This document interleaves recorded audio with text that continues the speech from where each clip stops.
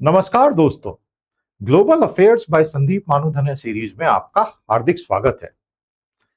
तो जैसा हमने खबरों में पढ़ा, शी जिनपिंग ने डोनाल्ड ट्रंप को ताइवान के मुद्दे पर चेतावनी जारी कर दी। दोनों की शिखर वार्ता संपन्न हो गई है। समिट सफल भी बताई जा रही है, लेकिन ये ताइवान का मुद्दा एकदम तेजी से तूल पकड़ गया है। आज हमारे इस 37वें एपिसोड में ग्लोबल अफेयर के हम आपको ताइवान की पूरी कहानी सरलता से समझा देंगे। बहुत ही मजेदार कहानी है, और क्योंकि यह भविष्य का फ्लैश पॉइंट है, इसलिए इसको समझना तो बहुत ज्यादा जरूरी है भैया। तो दोस्तों, ये 37 सेशन है। हमारी पूरी प्लेलिस्ट है ग्लोबल अफेयर की इसी चैनल पर। एक से लेके अभी तक के सारे सेशन देख लीजिएगा, अच्छी पकड़ आपकी बनेगी। साथियों, सत्यमेव जयते नानृतम, सत्य की ही जीत होती है, असत्य की कभी नहीं। तो देखते रहिए, पढ़ते रहिए और हमारे साथ बढ़ते रहिए। काम शुरू करें।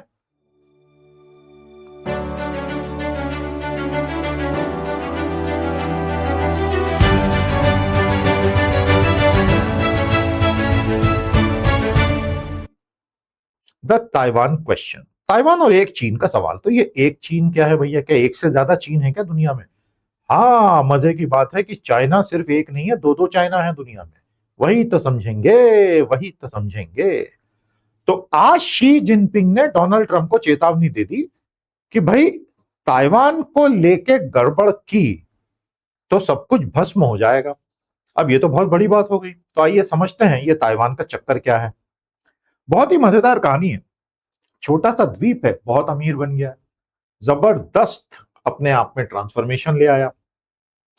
और कहां सिर्फ एक कृषि कॉलोनी हुआ करता था, बिल्कुल प्रिसीजन इलेक्ट्रॉनिक्स मैन्युफैक्चरिंग का केंद्र अब तो टीएमसी का घर है। टीएसएमसी का, ताइवान सेमीकंडक्टर मैन्युफैक्चरिंग कंपनी, जिसने दुनिया भर में धूम मचा रखी है, क्योंकि एआई की सबसे खतरनाक चिप्स यहीं पे निर्मित होती हैं। तो यह है एक छोटा सा प्यारा सा द्वीप ताइवान, जिसका ऑफिशियल नाम है आरओसी, रिपब्लिक ऑफ चाइना। और यह है ताइवान स्ट्रेट। जैसे स्ट्रेट ऑफ हॉर्मूज है ना भैया, बस वैसे ही ये छोटी सी ताइवान स्ट्रेट है। इसके ऊपर आपको जापान दिखाई देगा नॉर्थ ईस्ट में, और उस जापान का द्वीप है ओकिनावा। यह है ओकिनावा।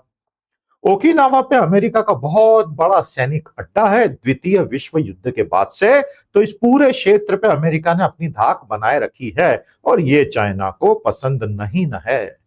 नीचे है साउथ चाइना सी, जैसा कि आप देख रहे हैं, और ऊपर आता है ईस्ट चाइना सी। सो फार सो गुड। यह है साउथ चाइना सी, यह है ईस्ट चाइना सी। आखिर आप और हम ताइवान को कैसे जानते हैं? लोगों को ज्यादातर जानकारी ताइवान की होती नहीं है, लेकिन कुछ इतनी बड़ी कंपनियां, इतनी सफल कंपनियां ताइवान ने दी हैं कि हम उन कंपनियों के जरिए ही ताइवान को जानते समझते हैं। जैसे कि टीएसएमसी, इसे कौन नहीं जानता? सबसे बढ़िया एआई की चिप्स यहीं से निकल रही हैं। फॉक्सकॉन को कौन नहीं जानता? एप्पल का सबसे बड़ा असेंबलर, और ऐसे बाकी कंपनियां। तो ये है ताइवान की टॉप कंपनियां। दोस्तों, अगर हम अमेरिका का,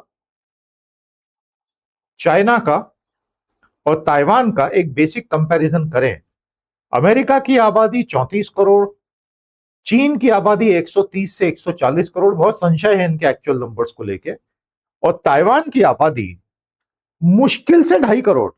ये बहुत छोटा देश है, हमारे मुंबई दिल्ली के बराबर है ये। बल्कि मुंबई दिल्ली को जोड़ लेंगे तो इससे बड़ा ही निकलेगा।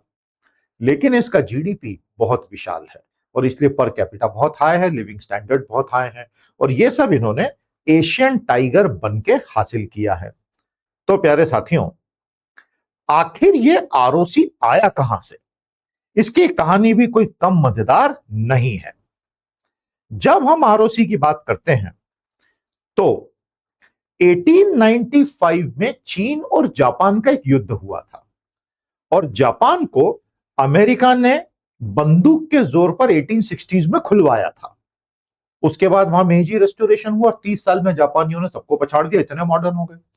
तो जब 1895 में चीन के साथ युद्ध हुआ, चीन को हरा दिया, तो पूरे इस द्वीप को, ताइवान के, जापान ने अपने कंट्रोल में ले लिया था 1895 से 1945 तक। उसके बाद जापानी हारे सेकेंड वर्ल्ड वॉर में, तो द्वीप फ्री हुआ, और फिर अब ये किसके पास जाएगा? आ रहे हैं उस पर। जापान की कहानी में आगे एक और लूंगा, बहुत वीडियोस लूंगा उस पर।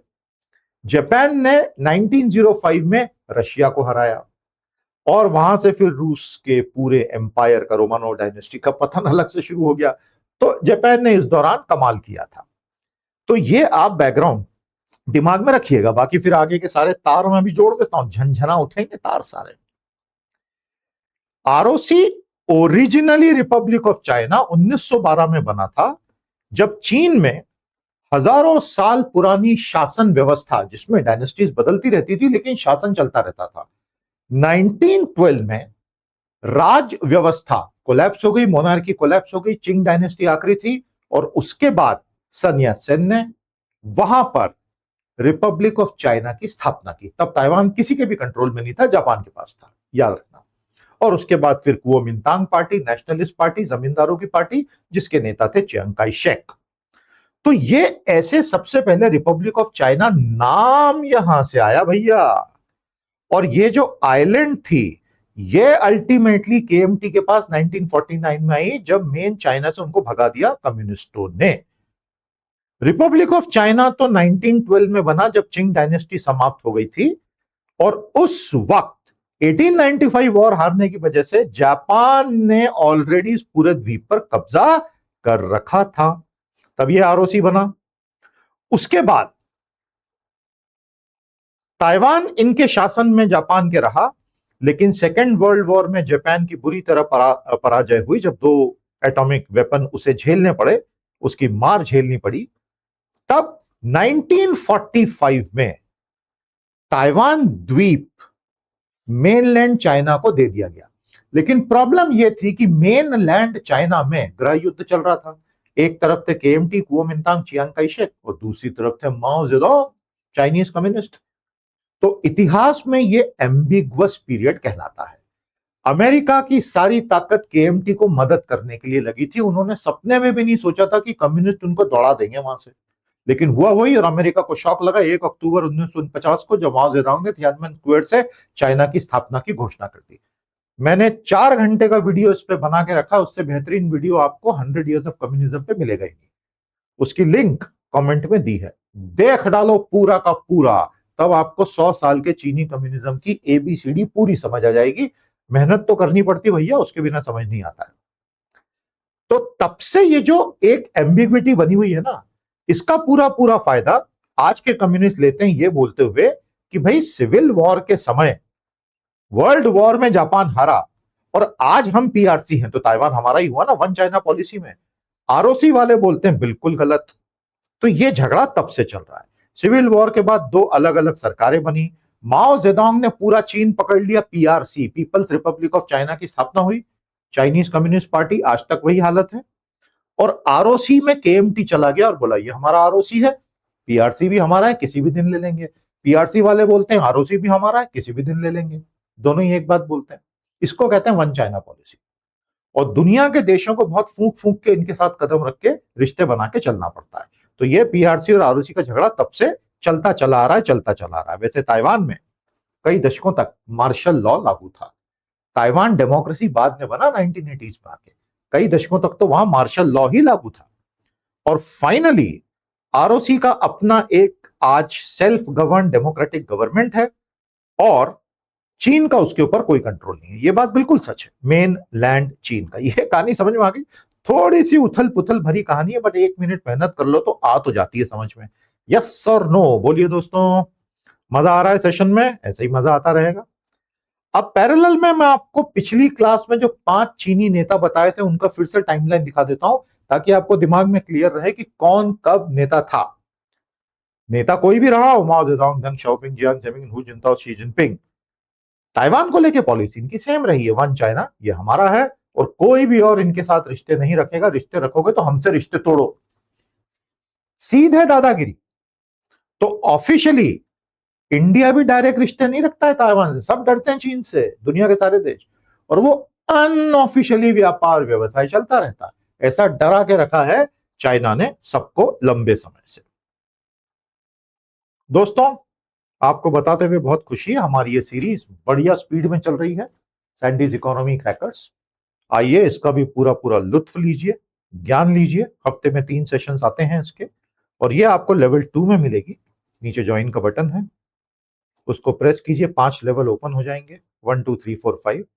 लेवल 4 बहुत ही शानदार है, जिसमें आपको 1 2 3 भी मिल जाता है। इंग्लिश क्रैकर का बहुत बढ़िया कोर्स है, और लेवल 3 तो राजा लेवल है ही। आपका मैं स्वागत करता हूं, आइए ज्वाइन कीजिए। और ये पूरी सीरीज जो साल में 150 सेशन हो जाएंगे, बहुत बढ़िया नॉलेज बेस आपका तगड़ा हो जाएगा, जो आज की प्रोफेशनल लाइफ में हर एज ग्रुप के लिए, आप 80 साल के जवान हो, या 25 साल के प्रोफेशनल, या 15 साल के स्टूडेंट, या 40 साल के home maker, knowledge is knowledge. और हमारा नॉलेज देने का तरीका हर किसी को फायदा ही पहुंचाता है। आइए साथ में जुड़िए, बहुत बहुत शुक्रिया।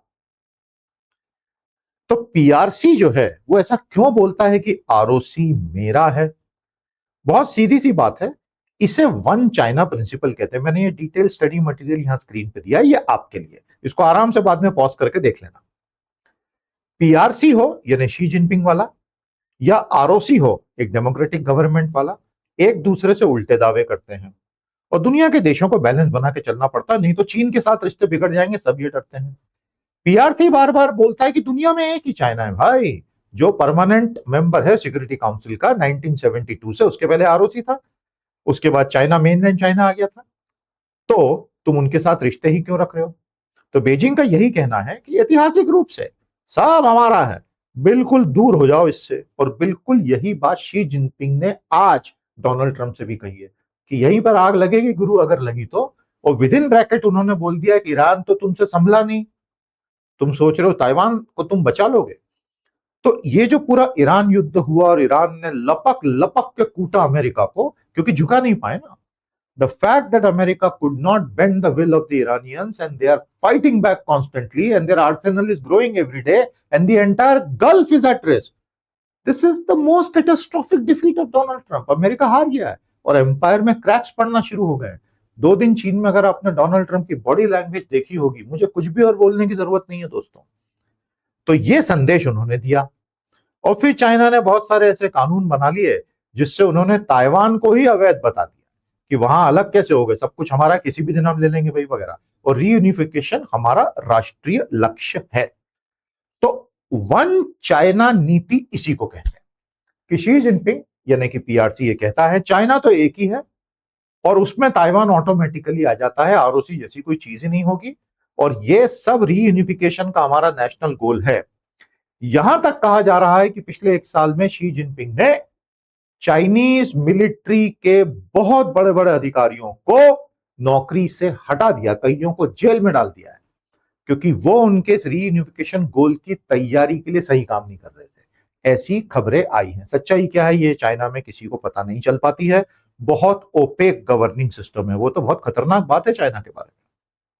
साथियों, रोज शाम को आपको अगर एक अपडेट्स का मेल चाहिए, आप इस फॉर्म को स्कैन करके हमारे साथ ईमेल शेयर कर लें। Thank you. ताइवान की इकोनॉमिक हिस्ट्री क्या है? अरे बड़ी शानदार और बहुत ही मोटिवेटिंग हिस्ट्री है। ताइवान पहले कृषक समाज था, लेकिन उसने 30 से 40 साल में खुद का कायाकल्प करके अपने आप को एक मैन्युफैक्चरिंग इंडस्ट्री की सफलता की स्टोरी बना लिया। Asian tiger success story. और आज तो वहां पे टीएसएमसी है, तो कुछ बोलने की जरूरत ही नहीं। तो जैसा आप देख सकते हैं, जब ताइवान की शुरुआत होती है 1950 में, तो बिल्कुल ही गरीब एग्रेरियन सोसाइटी, लेकिन अमेरिका ने बहुत मदद की, क्योंकि उनको भी कम्युनिज्म के फैलने का बहुत डर लगता था। मैंने आपको बताया ना, ग्रीन रेवोल्यूशन लाने के पीछे भी अमेरिका का कम्युनिज्म को रोकने का एक लक्ष्य हुआ करता था। उसके बाद इन्होंने बहुत तेजी से औद्योगिकीकरण किया। उसके बाद लगातार टेक्नोलॉजी की तरफ ये शिफ्ट होते चले गए। उसके बाद सेमीकंडक्टर का डोमिनेशन टीएसएमसी से आया, और आज दुनिया में इनका सिक्का चलता है। लेकिन पॉपुलेशन एजिंग है, स्ट्रेट में बहुत टेंशन है, और ग्लोबल टेक्नोलॉजी साइकिल्स को ये बहुत एक्सपोज्ड है। देखिए, जो चीज इतनी तेजी से ऊपर उठ रही है, कल को वो अचानक से गिर भी सकती है। इस बात को हमें समझना होगा। तो ये ताइवान की high income advanced industrial economy की कहानी है ना? मजेदार, बहुत बहुत मजेदार और मोटिवेटिंग। क्या कुछ बड़ी घटनाओं पे बात कर ली जाए तुरंत? बिल्कुल। 1949 से अभी तक की कुछ बड़ी घटनाएं क्या क्या रही हैं? बड़ी घटनाओं में सबसे पहले एक बात समझ लें, आज की ताइवान एक सेल्फ गवर्न टेरिटरी है, और पीआरसी हमेशा उसे एक बहुत बड़ा इरिटेशन मानता आया है। कि कैसे? जैसे रूस अंडर व्लादिमीर पुतिन यूक्रेन को एक बहुत बड़ा इरिटेंट मानता आया है कि कैसे तुम सॉवरेन कैसे हो गए, और इसलिए इतना भीषण युद्ध चला ही जा रहा है, चला ही जा रहा है। 4.25 साल हो गए, कोई उसका निकाल ही नहीं है। दसों लाखों मारे गए भैया। उसी तरह ताइवान के केस में चाइना भयंकर एंटागोनिस्टिक है, और ये इसलिए डेंजरस फ्लैश पॉइंट है। हम यूक्रेन को याद करें तो एकदम समझ में आता है कि भैया ऐसा हो सकता है। 1949-50 में इनके बीच में फ्रैक्चर हुआ। KMT nationalist Chiang Kai Shek भागे सोना लेके और ताइवान बसा दिया आरओसी। उसके बाद एक ताइवान स्ट्रेट संकट आया था जब चीन ने हथियाने की कोशिश की थी, लेकिन उसके बाद वो प्रोजेक्ट फुलफिल नहीं हुआ उस वक्त। फिर एक डिप्लोमेटिक शिफ्ट हुआ, ताइवान ने यूनाइटेड नेशन में अपनी सीट गंवा दी और उसकी जगह पीआरसी आ गया। उसके बाद डेमोक्रेटाइजेशन चालू होता है, क्योंकि इनका अपना मार्शल लॉ समाप्त हो जाता है ताइवान में, और फिर से मिसाइल क्राइसिस, क्योंकि चाइना उसकी तरफ मिसाइलें छोड़ता रहता है। और आज की तारीख में अनेक छोटी छोटी घटनाएं हुई जिस वजह से चीन ने तापमान काफी बढ़ा के रखा हुआ है। यह है कहानी मेजर इंसिडेंट्स की। आपने हमारे चैनल को बड़ा प्यार दिया, धन्यवाद। अभी तक सब्सक्राइब नहीं किया हो तो कर लीजिएगा, साथ बनाए रखें। Thank you. तो ताइवान का पॉलिटिकल सिस्टम क्या है? बड़ा मजेदार।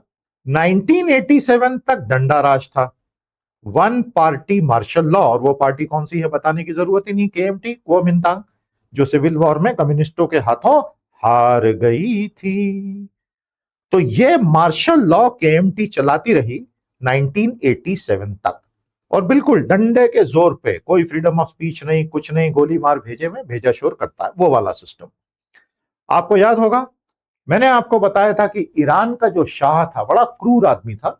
जब शिया क्रांति 79 में ईरान में आई, उसके पिछले 20 साल उसकी सीक्रेट पुलिस ने जीना दूभर कर रखा था ईरानियों का, और इसलिए ईरानियों ने अयतुल्ला खोमेनी को बहुत सपोर्ट किया। वो सीक्रेट सर्विस का क्या नाम था बताइए? मैं पहले सीरीज में पढ़ा चुका हूं, बहुत कम लोगों को वो नाम पता है। और उसको बनाने के पीछे सीआईए और मोसाद का ही हाथ था, और इसलिए वो तब से ईरान के दुश्मन बने बैठे हैं, क्योंकि शाह का तख्ता पलट कर दिया गया और उस एजेंसी को खत्म कर दिया गया था, जो बहुत ही क्रूर एजेंसी हुआ करती थी शाह के राज को चलाने के लिए। बिल्कुल उसी पैटर्न पर इन्होंने भी काम किया। आरओसी का कॉन्स्टिट्यूशन पुराना चलता चला आया, मार्शल लॉ 87 में हटा, और 96 में पहली बार डायरेक्ट प्रेसिडेंशियल इलेक्शन हुआ, और आज ये multi party semi presidential democratic system है। काफी अच्छा सिस्टम है, लोग खुश हैं। मल्टीपल सर्वेज में ताइवान के लोगों ने बोला है हमें चीन के साथ इंटीग्रेट नहीं होना है, और चाइना बोलता है कि तुमसे पूछा किसने है। अमेरिका का क्या इंटरेस्ट है ताइवान में? मैं आपको पहले भी बता चुका हूं। अमेरिका ओकिनावा में तब से मौजूद है जब से जापान हारा था।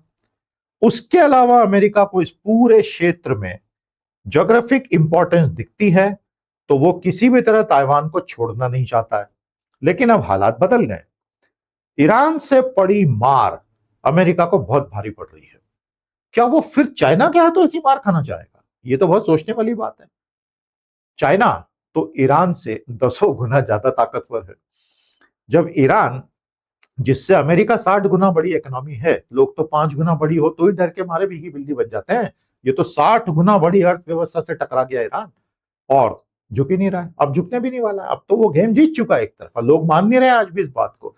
आप देखते जाइए अगले 1 साल क्या क्या होता है, और उसके बाद आपको अपने सारे अजम्पशंस रिवाइज करने पड़ सकते हैं, इसलिए मान जाओ। दोस्तों, ज्योग्राफी एकदम स्ट्रेटेजिक है, पूरा पैसिफिक में नियंत्रण बनता है। कंटेनमेंट चाइना का करना, बैलेंस ऑफ पावर करना है। डेमोक्रेसी है, इसलिए सपोर्ट करना नैतिक जिम्मेदारी बनती है, ऐसा थ्योरेटिकली हम कह सकते हैं। बिना फॉर्मल अलायंस के सिक्योरिटी कमिटमेंट अमेरिका का हमेशा से रहा है। और सबसे बड़ी बात, वो सेमीकंडक्टर का हब है भैया, कैसे छोड़ दें टीएसएमसी को। तो ये है अमेरिका का इंटरेस्ट। लेकिन डोनाल्ड ट्रंप का जो पूरा ट्रांजैक्शनल अप्रोच है, उसमें क्या ये वैलिड रहेगा, किसे पता। तो ये थी हमारी ताइवान की कहानी, कैसी लगी बताइए।